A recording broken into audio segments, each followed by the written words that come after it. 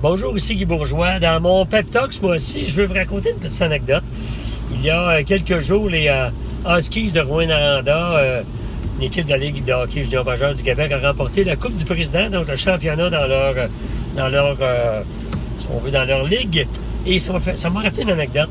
Les Huskies sont l'ancienne équipe des Lasers de Saint-Hyacinthe. Je suis natif de Saint-Hyacinthe. Et ça m'a rappelé ceci. Il y a quelques années, à l'époque où les Lasers évoluaient à Saint-Hyacinthe, un de nos voisins, tout près de chez nous, hébergeait des joueurs de la Ligue junior majeure, et évidemment du Laser. Évidemment, leur rôle en tant que famille hébergeante, si je peux m'exprimer, était d'encadrer les jeunes joueurs de 16-17 ans, plein d'hormones, qui jouaient au hockey, mais évidemment sortaient aussi. Alors, ils ont toujours raconté que pour la plupart des joueurs qu'ils ont hébergés, c'était très important pour eux d'étudier. Alors, on leur disait, c'est important d'étudier, d'avoir un plan B. C'est pas sûr que tu vas être choisi dans la Ligue nationale, c'est pas sûr que tu vas être repêché. Et bref, ça a fonctionné pour presque tout le monde, sauf un. Il y a un joueur qui, de façon obstinée et entêtée, n'a jamais voulu avoir le plan B.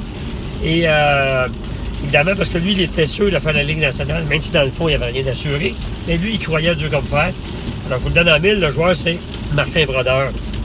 Alors, je vais vous parler de ça parce que, évidemment, Martin Brodeur a évolué pour les Devils du New Jersey, a gagné quelques Coupes Stanley et a joué jusqu'à l'âge de 40 ans, 41 ans. Mon propos aujourd'hui, c'est de ne pas avoir de plan B. Pas avoir de plan B parce que lorsqu'on a un plan B, ceci, ça va à l'encontre de tout ce que bon parent, bon mentor va dire. Hein? Prépare-toi un plan B au cas où ça ne fonctionne pas, pour pas que tu sois déçu. Dans les faits, c'est quand on se prépare un plan B, on se prépare à l'échec. Et quand on se prépare à l'échec, on ouvre la porte à ce qu'elle puisse se produire. Donc, peu importe ce que vous faites, que ce soit aller voir un nouveau client, partir en affaires, appliquer sur un poste, obtenir un prêt, je vous invite à ne pas avoir de plan B, avoir un seul plan A, vous en tenir à ça, être tenace, ne pas lâcher. Et je vous invite à aller voir, j'ai vu ça récemment sur YouTube, vous taperez dans YouTube, là, Arnold Schwarzenegger, No B Plan. Et il va vous dire la même chose que moi, mais dans ses mots, évidemment. Alors voilà, c'était mon pep talk du mois. Alors, à bientôt. Au revoir.